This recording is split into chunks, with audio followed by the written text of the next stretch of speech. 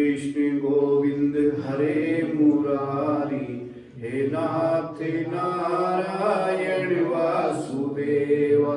श्री कृष्ण गोविंद हरे मुरारी, हे नाथ नारायण वासुदेवा।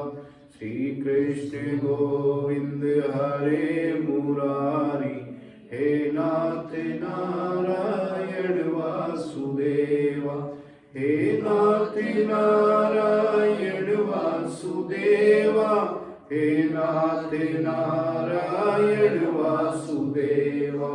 श्री कृष्ण गोविंद हरे मुरारी, हे नाथ नारायण वासुदेवा।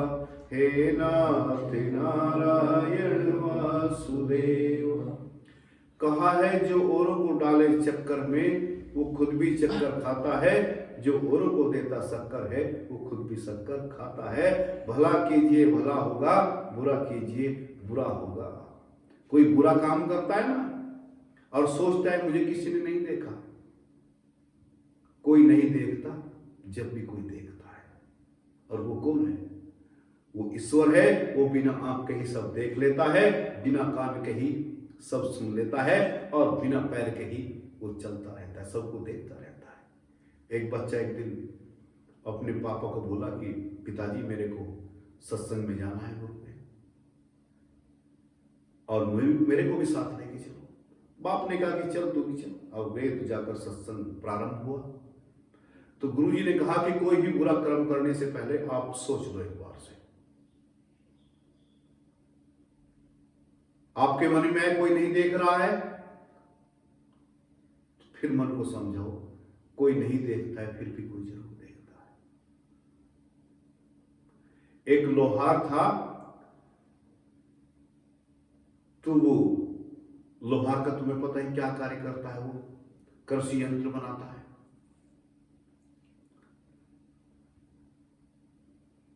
तो बड़ा बलशाली व्यक्ति था। कहते हैं कि गुरु अगर ज्ञानवान हो, हिम्मत वाला हो, साहसी हो, तो उसका शिष्य विद्वान बन जाता है। तो ऐसे ही बड़ा बलशाली था। तो क्या काम हुआ कि जहां इसकी दुकान थी, अपने गंडा से चाटता, फाली बनाता, खुरपे फौले जो भी कार्य करता था, तो उसकी दुकान के सामने ही एक बहुत सुंदर स्त्री थी, वो रहती थी। तो इसकी नजर उस पर जाती रहती थी। तो एक रोज क्या हुआ कि उस स्त्री का पति बीमार हो गया। बीमार इतना ज्यादा हो गया कि लाइलाज हो गया। तो वो बेचारी इसको लेकर हॉस्पिटल में गई। तो डॉक्टर ने कहा कि 20,000 रुपये का मामला है। और उस टाइम के 20,000 आज के समझ लीजिए आप 5 लाख रुपए। तो बेचारे के पास में गरीब आदमी था, उसका पति भी 1-2 बीघा जमीन थी। तो सोचा 20,000 रुपये कहां से आए? तो वो जो लोहार था, औरत के अंदर एक सूक्ष्म दृष्टि होती है आंखों के अंदर। समझ लीजिए मेरी बात को। आप कहीं बाहर जाते हैं और किसी लड़की को देखते हैं, रिश्ते में आपकी वो क्या लगती है, लेकिन आप उसको किस भाव से देख रहे हैं औरत पहचान देती है। ये भाई के भाव से देख रहा है या गलत नजर से देख रहा है। तो इसलिए बाहर कहीं जाए तो नजरों का भी बड़ा सोच समझ कर इस्तेमाल करना चाहिए।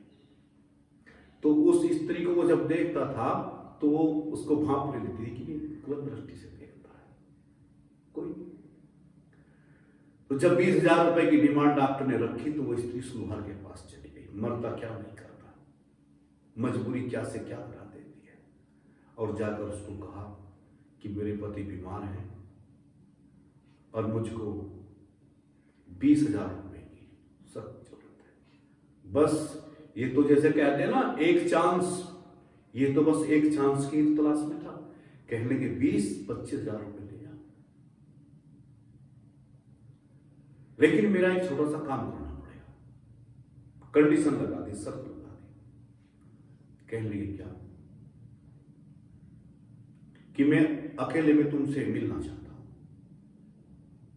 उसने पैसे दे दिए, उसने पैसे ले लिए, पति को हॉस्पिटल में भर्ती कर दिया, वहाँ किसी आदमी को छोड़ के वो पत्नी भी वहाँ आई, वो भी आया, तो उसने उस औरत के मकान पर वो लोहार गया और जाकर कुंडा अंदर से बंद कर दिया और चारों तरफ से खिड़की बंद कर दिया, चारों तरफ से जो पर्दे थे सब लॉक कर दिया। तो औरत थी, वो समझ गई कि इसकी दृष्टि ठीक नहीं है, लेकिन समझदार थी, गुरु की शिष्य रही थी। गुरु का काम क्या होता है? आपके जीवन में अलार्म को भर देना है।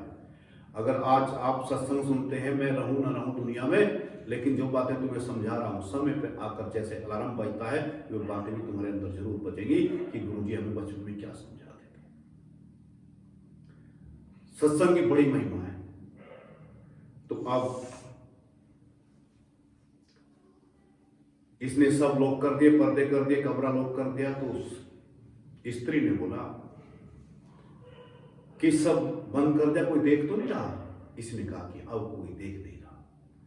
कहने लगे तो एक पर्दा भगवान की आंखों पर भी डाल दो, यहाँ की खिड़की दरवाजे तो तुमने सब बंद कर दिए, एक पर्दा भगवान की आंखों पर भी डाल दो, वो तो देख रहा है। बस इस लोहार का उसी दिन दिमाग बदल गया और अपनी गलत कान पकड़े और क्षमा मांगी उस स्त्री से और कहा कि जो मैंने तुम्हें धन दिया है मैं इसे वापस भी नहीं लूंगा, और तुमने मेरी आंख खोल दिया कि कोई नहीं देखता है तो फिर भी कोई जरूर देखता है। और उस लोहार ने फिर जीवन में ब्रह्मचार्य का इतना पालन किया कि लाल लाल गंडासी भी पकड़ के हाथ से उठाता था, वो छिंडासी से नहीं, हाथ से उठा उठा के रखता था। तो लोग कहते थे कि ये क्या कमाल है? कहने ये ब्रह्मचार्य का कमाल है, ब्रह्मचार्य कमाल है। तो कोई नहीं देखता तब भी कोई देखता है। तो ये बच्चा कहने लगा कि पापा जी मुझे सत्संग में लेके चलो। कहने लगे चलो। तो वहां गए, जाकर सत्संग सुना। सत्संग सुनने में भी यही प्रवचन वहां चल रहे थे। गुरु जी समझा रहे थे कि तुम कुछ उल्टा सीधा काम करते हो, ये सोच कर करते हो कि कोई नहीं देख रहा, फिर भी कोई जरूर देखता है। तो 12 साल का बच्चा था, बच्चे ने वो बात दिमाग में बिल्कुल सेट कर लिया, फिट कर दिया, कनेक्ट कर दिया। जैसे ही वहां से आए, घर आए तो उसके पिता ने उस बच्चे को कहा कि बेटे चलो। कहने लगे कहाँ? कहने लगे खेत में चलते हैं, घास लेके आते हैं। जैसे ही चारा लेने के लिए गए तो उसके बाप ने उस बच्चे को सड़क के ऊपर खड़ा कर दिया और कहने लगा गोविंद मैं जरा चोरी से घास काटता हूं, जरा तू मुझे बता देना कोई आ तो नहीं रहा। कहने लगा ठीक है। अब ये चोरी से किसी का घास काटने लगा। तो बच्चे के गुरु का वचन ध्यान आया कि गुरुजी कह रहे थे कोई नहीं देखता फिर भी कोई देखता है। तो उसने आवाज लगाई कि पापा जी कोई देख रहा है, पापा जी कोई देख रहा है। अब ये बेचारा चोरी का, तुम्हें पता है चोर की कितनी अथॉरिटी होती है, दांती वांती छोड़ी सड़क पे आ दौड़ के कहने कहाँ है कौन है? कि कहने गुरुजी बता नहीं रहे थे सत्संग में आज जब हम गए थे कि कोई नहीं देखता है फिर भी कोई जरूर देखता है।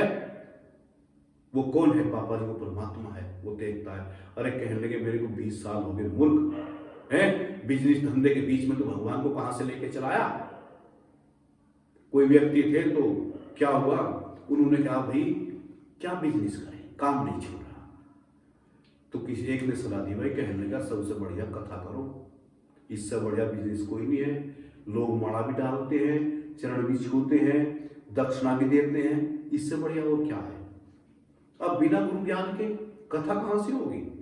तो अब जाके इन्होंने अपना कथा प्रारंभ कर दी कि जिस समय श्री रामचंद्र जी को 14 वर्ष का वनवास हुआ तो दुर्योधन को श्री कृष्ण भगवान ने बहुत समझा। लोगों ने कहा महाराज ये रुकिए, ये क्या कर रहे हैं आप?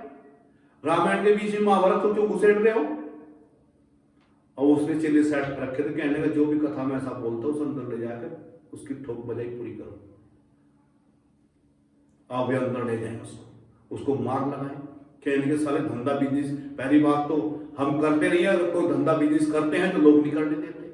अरे भाई धंधा बिजनेस तो करो और करो, लेकिन तुम रामायण में महाभारत को घुसेड़ोगे तो फिर तो यही हालत होने वाली है तुम्हारी। ऐसा नहीं है कि रामायण में महाभारत में कोई एक दूसरी बात चलती है। जग में है तो सुंदर नाम, चाहे कृष्ण कहो चाहे राम, लेकिन ये दृष्टांत है समझाने के लिए कि ज्ञान का होना परम आवश्यक है। तो अब ये बच्चे ने कहा कि कोई देख रहा है। कहने के पगले मुझे 20 साल हो गए अपने गुरु जी के सत्संग में जाते हैं।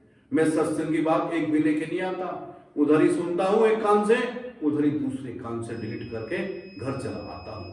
तो ऐसे कहते कि जीवन भर गुरु का अनुसरण करते रहो, उनकी बातों का अगर आप फॉलो नहीं करते, अपनाते नहीं, तो कुछ भी होने वाला नहीं है। एक घड़ी आधी में पुनियाद, तुलसी संगत साधकी हरे कोटि अपराध। संतों के पास में अगर आप रहते हैं तो ये ऐसे गंगा का स्नान है, ऐसे चलते फिरते तीर्थ हैं कि वे तीर्थ तो उनके पास चलकर आपको जाना पड़ता है, लेकिन गुरु का तीर्थ ऐसा होता है कि जहां भी गुरु होता है वही तीर्थ हो जाता है और वही आपको पवित्र कर देता है। कहते हैं क्या कि सर्फ है, पानी है, ये क्या करते हैं, ये आपके चेहरे को धोते हैं, कपड़े वस्त्रों को धोते हैं, लेकिन गुरु का जो ज्ञान होता है वो आपका जो मन है उस पर जो मैल है उसको धोने का अगर कोई काम करता है वो गुरु सत्संग के द्वारा करता है। जय श्री राम।